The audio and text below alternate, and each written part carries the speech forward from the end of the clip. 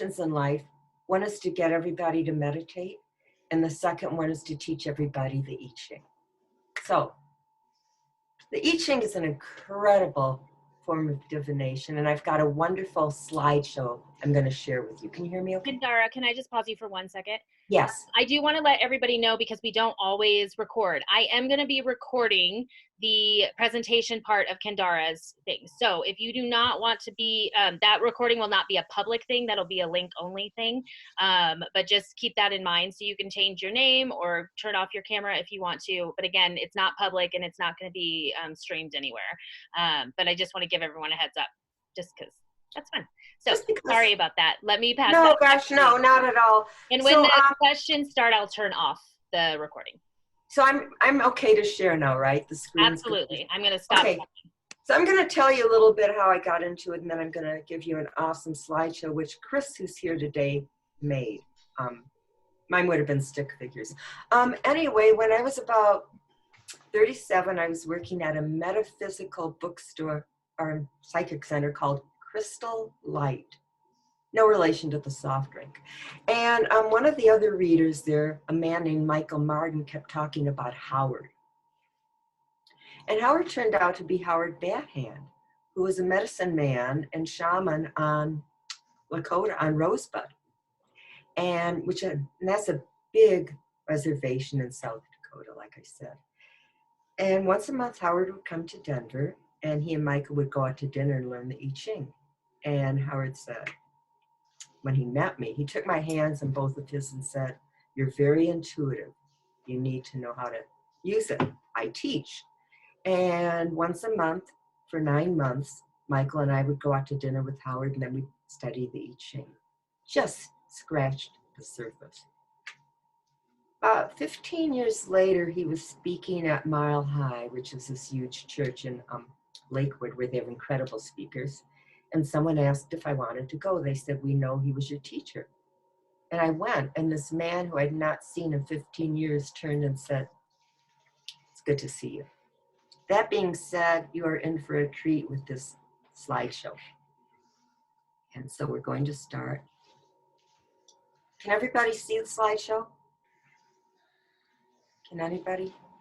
No? Yes? Maybe? Wait, let me reword it. Let me redo this. Okay, I've got to go to share, and I've got to go to share, and I've got to go to,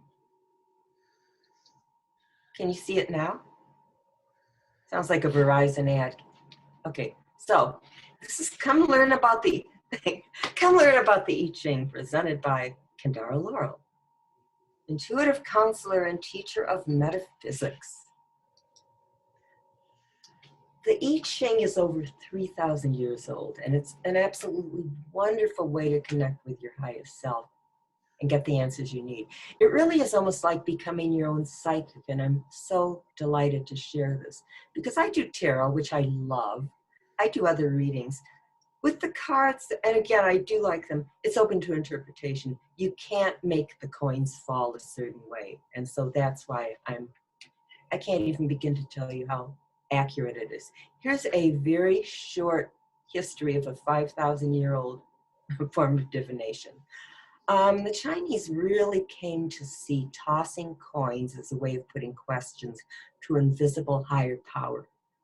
They even used turtle shells at one time, and in addition to coins, now they also use yarrow sticks. I never learned that method because it's too slow and long. But it's a good way to learn patience. It's an oracle for self-development. It's used by both Confucians and Taoists. It is essential for development of character. In fact, until recently, every single educated Asian needed to know it. And people called sages would interpret it for them. It's the oldest book in the world for the continuous use for the past 3,000 years. And it's the second oldest book in the ancient Chinese library. It's translated into numerous languages.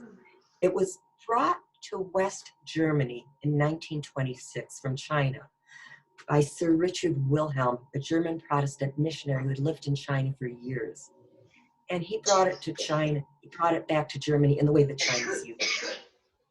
He wrote a book And Carl Jung, the famous psychologist, wrote the preface to the book, and he called it a book for lovers of self-wisdom. And that came out in 1949. And Carl Jung said if he had one thing to say about the I Ching, it's a book for lovers of self-wisdom. So when Wilhelm brought this to Germany, it was the first time people really saw the I Ching in the way that the Chinese use it. And these are I Ching coins, but you can also use pennies. Okay, the meaning of the name I Ching. I means lizard, like change, and it basically has three meanings. Easy, it's simple, it's changing at all times, and it's constant. And all three really imply attaining inner power and self-command. And Xing is the term applied to all the ancient Chinese classics. So you'll hear things like Tao Te Ching and different things to that effect. So now we're going to talk about yin and yang, which I'm sure a lot of you already are aware of. Yin and yang are two major interdependent forces influencing all aspects and phenomena of life. Yin is feminine. It's the earth. It's passive and its absorption. It's present in even numbers, and it's represented by the tiger, the color orange, and broken line. This really isn't I Ching stuff. It's just really interesting. Yang is a masculine. It symbolizes heaven, maleness, light, activity, and presentation. Yin is earth, like I said, and yang is heaven. Both proceed from Tao, and their interaction as one increases and the other decreases. And it describes the process of the universe and all that is. And it's depicted as the intertwined Tao sign, the light and dark halves of a circle. Yin and yang operate by the 5 phases or elements, which are metal, wood, water, fire, and earth. And this is all part of the Chinese cyclical theory of constant change, flow, and interaction between nature and human events. And through the centuries, yin and yang have permeated every aspect of Chinese thought, influencing astrology, divination, medicine, art, and government. Now, the earliest teaching, when you would just ask questions, would be, you'd get one line, and if it was yin, it'd be no, it'd be wait. And if it was yang, it'd be go ahead, yes. I think you could probably still do that, but you couldn't really ask a lot of other questions that way. The I Ching consists of 8 3-lined figures called trigrams. And these trigrams relate to the elements of the nature. The thing that's so neat about the I Ching is each trigram relates to a family member and an element of nature. And the reason this is interesting to know is because you might see a hexagram, which I'm just sharing this with you, which would be fire over water, which are the different elements. It just gives you the energy. So you're not going to be quizzed on this, but it will make more sense as we go along. Okay, so the first hexagram or trigram is Li. Li is the middle daughter, and it relates to light.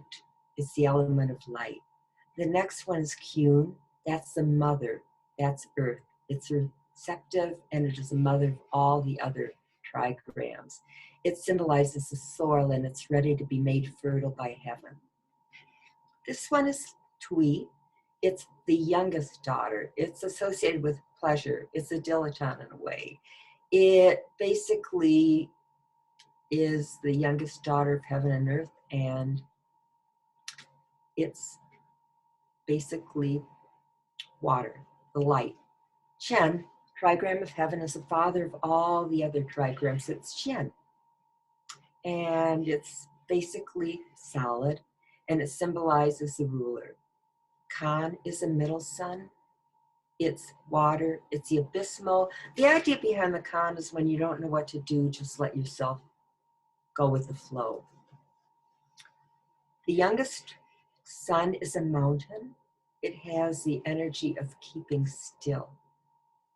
Shen is the oldest sun, and it's thunder. It's like starts and it builds up.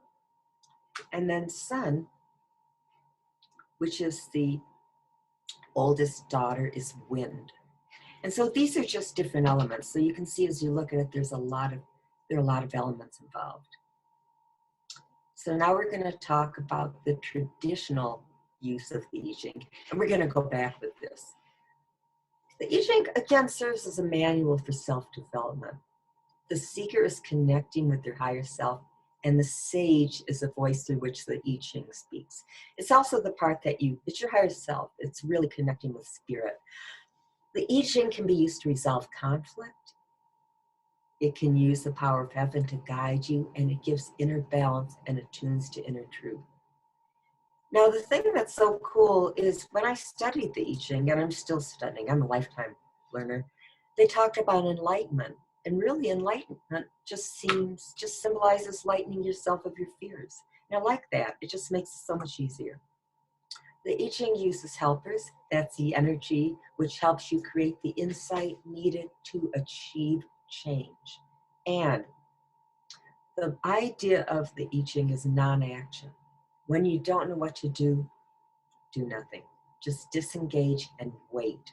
Because when you do that, you do get the answers you need. Now, modesty, which is spoken about a lot in the I Ching, is the idea of just admitting you don't know all the answers. It's not, it's like, I don't know all the answers, I'm going to wait. This hexagram is modesty, and we'll talk more about the different hexagrams, but notice how it's broken on the top. It's broken on the bottom, and there's one solid line. So it's that type of thing. And with the I Ching, the main thing is the approach has to be sincere, and it has to be modest. So the thing is this. It's better not to ask a question that you're really emotionally involved in, because a lot of times you're going to get the answer that you want. So allow yourself to be open and step back and write down the question. So I was doing this with my friend Chris, and we decided to ask the question, what is the most appropriate course of action following my job loss? And so what we did was we took 3 coins, we took 3 pennies, heads count as 3, and tails count as 2. And that's just something I'm sharing with you. We'll come up to it later. But what you do is this. So we threw the coins, and the first one that we got was 1 head and 2 tails. So it was a solid line, and then we got a broken line. Then we got 3 of the same kind. When you get 3 of the same kind, it's known as a changing line because it has too much yin or too much yang. So when you do that, you draw another hexagram where the only line you change is the one you got 3 of the same kind. Through this was 3 heads, so it became a broken line. This, you got the 3 tails broken, 3 tails broken. So to make a long story short, what we got was Shen over Chen, which is number 51, which was just saying to take action. And I'm going to read it to you really quickly, just to give you an idea about how awesome the I Ching is. So keep in mind, you're asking what the most appropriate course of action is following your job loss. That way it's just very broad. And so what it's saying is, don't let the shock propel you into negative action, resist, and the way through will be shown. Now think of that. There are 64 hexagrams, each one has 6 lines, and that's what it says. It also tells you with this one that you're mired and resistant to events. Quiet your ego, accept the situation, and you'll learn what you need to. So when we did this, we did another one, only changing the 2 lines that were 3 of the same kind. We got 36, which is called darkening of the light. And what it's saying is when you're in a situation where it's very negative for you or seems negative, just be quiet and go within. In other words, don't react. So that's just an idea of what it looks like. Now we're going to talk about asking your question. The main thing with the I Ching really is how you word the question. It's huge. So each time you have a question, you should ask it in a calm, detached way, which is easier said than done if you really have a question. But try to be objective. The wording is absolutely amazing. You wouldn't want to say, should I quit my job or should I leave my partner? You would want to say, what can you tell me about my job? And things would come up saying this isn't the best job for you. Or things would come up and say, you know, if you stick in the relationship, this will happen. And I'm going to say this right now, and I say it every single time. I do readings in a bookstore on Fridays, and if I say something and it doesn't feel right, for heaven's sake, don't listen to a psychic in a bookstore. Trust yourself. That's what it's all about, really, because you really have the answers. You do, honestly. General questions are the best, and a good thing to ask is, what can you tell me about? You can also ask, what is the most appropriate course of action? Those are really, really good ones. I like to say, what do I need to know about? Here are 4 steps to finding your question. Think carefully about what's involved and how you feel. You might want to write your thoughts down. Decide what you really need to know. When phrasing your question, remember the I Ching only answers one question at a time. So you wouldn't want to say, should I do this or should I do that? You would say, what can you tell me about, da, da, da, or what can you tell me about? Another thing is this, you may not get the answer to your question. You may have something else that the I Ching thinks you need to know more, or something that's really on your mind, or even more important, it might be the reason you're asking the question. Now, once your question is clear in your mind, write it down. And the minute you do the reading on it, cross it off, because otherwise you're going to have a sheet of paper with 500 little things on it, and you're not going to know what you have. Here are suggested questions for you, and really good ones. Most popular questions are relationship questions. You know, what can you tell me about my relationship? Personal growth. A lot of people want to know about their path. Decision making. Not, should I do this, but what can you tell me about? I mean, you can ask it any way you want, but the more objective you can be, the clearer and more concise the answer will be. You can ask about career. Now, here are some ways to word your question. What would be the outcome if I, my all-time favorite one, what's the most appropriate course of action? What do I need to know? That's a great one.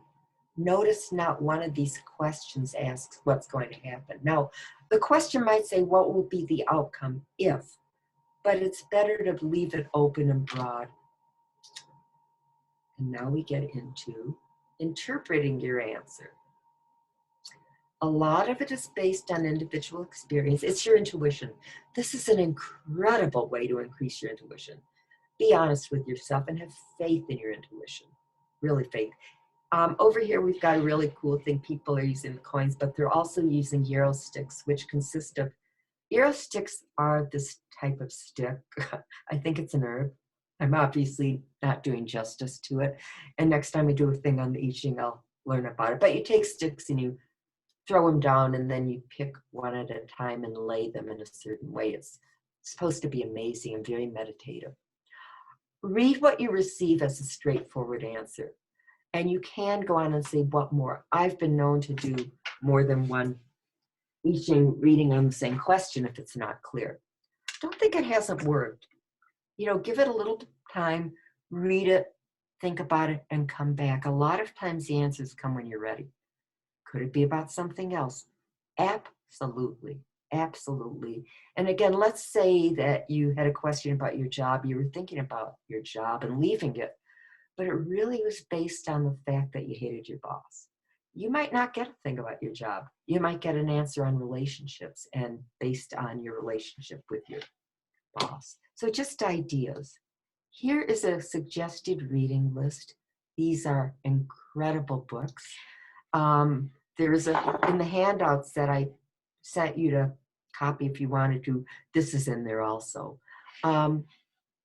First book is the I Ching, or Book of Changes by Wilhelm Baines. That's the classic one. I don't use it because it's beautiful. It's the literal interpretation. It's very flowery. The next one is the I Ching, Book of Changes by James Legge. Third one of my absolute favorites, although I don't even know if it's in print. It's called The Everyday I Ching by Sarah Denning. Um, Amazing book. She talks about your higher self and your lower self. The I Ching for Beginners by Mark McElroy, one of my all-time favorite books. Just so good. The I Ching or Book of Changes by Brian Brown Walker, another really good one. I Ching Oracle of the Cosmic Way. This is by Carol Anthony and Hannah Moog. It's really a good one. A Guide to the I Ching. Carol Anthony is amazing. I don't know if she's still in print, but anything by Carol Anthony is just spot on. Total I Ching, which my friend Chris, who's my associate in crime, really likes, by Stephen Karcher. I Ching, Walking Your Path, Creating Your Future, Hillary Barrett. And Hillary Barrett has a wonderful website. There are 3 or 4 amazing websites that you can go online and do readings. One is the Advanced I Ching. And I don't know how it works, but someone said it was related to math and the way everything was laid out, and that's why you could do it online. And The Law of Change by Jack Balkin. So these are just wonderful books, and you can also look at just the different things online, sites. How do I do the I Ching? Again, like Ari said earlier, this really isn't a class on how to do it. It's just a thing on how absolutely awesome it is, because it really is. So the first thing I've got for you is... So Kendara, while you're pulling up and not sharing anymore, I wanted to look at that. Just real quick, like as I listen to all of that and I understand it so much more now, which this is my 3rd time going through it with you, so I get it. But the basics are, ask away. The basics are she throws 3 coins 6 times and they have a value associated with them, and then that makes those lines either solid or broken, and then those 6 things make a picture, and that picture has a meaning. Like that's the basic of it. So just know, like as she's going through this, it does get, and she's going to show, I think you're going to do a reading for somebody. I'm going to do a reading on some lucky person. Yay. But Ari's going to pick them so that you don't blame me. All right. So if you're interested, just start throwing that. Put your little blue hand up. Yeah, put your hand up. And I would love to do a reading on you. And I'll be offering a special, but I've got to tell you, there is not a day I don't do the I Ching. I have got 4 apps on my phone. I'm addicted to it. But it's so incredible, you guys. It's like beyond incredible. It really is. And when she did my reading, it very much came up. Like I asked, what do I need to know? And what came up was a lot of stuff about Awkwardly Zen, and we're moving forward with some things, and about things I need to be wary of and what I need to be ready for. And it really has helped guide the direction of where we're going. So I'm very, very grateful for that. And just know, you guys, give me all the different names, and I'm going to put them in the order here, and then I'm going to do a random number generator, so you don't get to get mad at me. Okay. Or me. All right. So let's see. Let me give you just a minute. Oh, no, take your time. I'm so glad you guys came. I'm like, this is so awesome. Kendara, while I get that ready, maybe you can run through what's going to happen here. Okay, what's going to happen is I'm going to talk about, let's do a reading. I've got 3 sheets which have it a little more involved, a little more detailed. After I've done that, I'm going to do a reading, and then we'll ask questions. And then we'll all go about our day and do what we need to do. And then you'll contact me and go, that was so neat. I really want to read. Basically, that's what's going to happen. When I gave Ari her first reading, she said, and it was so cool, she says, how many questions do you ask in a reading? And I went, well, 1, because it gets really involved. It gets really involved. So the first thing with let's do a reading is I always have a pen and a paper. And you get really quiet and centered, and you write down your question.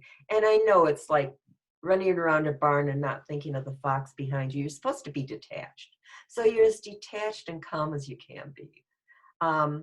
The wording can absolutely affect the accuracy of the answer. The wording makes all the difference in the world.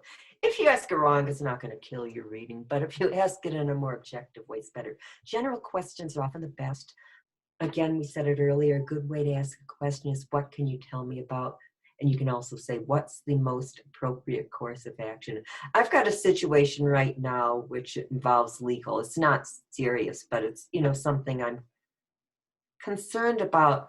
So I'm saying, what's the most appropriate course of action rather than should I do this or should I do this? You can also say, what will be the outcome, or what can you tell me about doing this? Or what can you tell me about doing this? But guys, ladies, the bottom line is trust yourself. Don't let some coins give you the answer. No offense to the I Ching. Okay, so you think carefully about what's involved and how you might feel, and you write your thoughts down. You can. I don't do that, I'll be honest. I just write down my question. I want to get to it and decide what you really need to know. And when phrasing your question, remember the I Ching only answers one question at a time. Now, what I find for myself, though, is I have a question and I start doing the coins and I get the answers. Okay, I don't need to do the I Ching. I love it. It's my favorite thing, but a lot of times I'll use it just as backup. Once your question is clear, write it down. Again, what would be the outcome if I? What's the most appropriate course of action? And of course, that's at this time. What do I need to know now? Again, and I said that earlier in the slideshow, not one says what's going to happen, but you can say, what can you tell me about? And I'm going to move this little thing up. After you've determined your question, you get 3 coins. You can either use I Ching coins. You get them at almost any metaphysical store, and you could probably get them at some of the stores on Federal where they have a lot of Asian markets. They have 4 little marks on one side and 2 on the other. The one with the 4 counts as heads, and the one with the 2 counts as tails. The Asians really like pennies because of their simplicity, and I prefer to use pennies as well. And we'll get into the value, but basically you're going to take 3 pennies and you're going to throw them. Heads equal 3. So if you get 3 heads, you're going to get a 9. You don't need to know that again, but heads count as 3, and it's a solid line if it's odd. Tails count as 2. It's an even line if it's broken. Again, even numbers are broken lines, and the way you're going to get an even number, like if you add 2 heads and a tail, it's a 6, 3, 3, and 6. You just need to know it's a broken line. I'm just sort of telling you how I'm getting the lines. 1 head and 2 tails would be a solid line. This is just what it looks like. 1 tail and 2 heads is a broken line. If you get 3 heads, it's a changing line. It's too much yang. So it becomes its opposite, which we did up in the earlier slide. And if you get 3 tails, it's a broken line. It's a changing line. It's too much yin. So this is basically just everything in a nutshell. It is on that sheet that Ari was good enough to give you all. Okay, the next thing we've got for you is... So we're ready with someone to do a reading if you want to do that first, or it's up to you, Kendara. Oh, we could do a reading with some... Let me look at this real quick and see. Okay. Let me show them this real quick, and then we'll do a reading. Okay. And I'm putting the so link this is in. the tribe. Sorry, Kendara. We just No, go ahead. Go ahead. We just put the link up for those of you who want those handouts. Both Amber and I did at the same time. Great minds. So you great minds, yeah, for sure.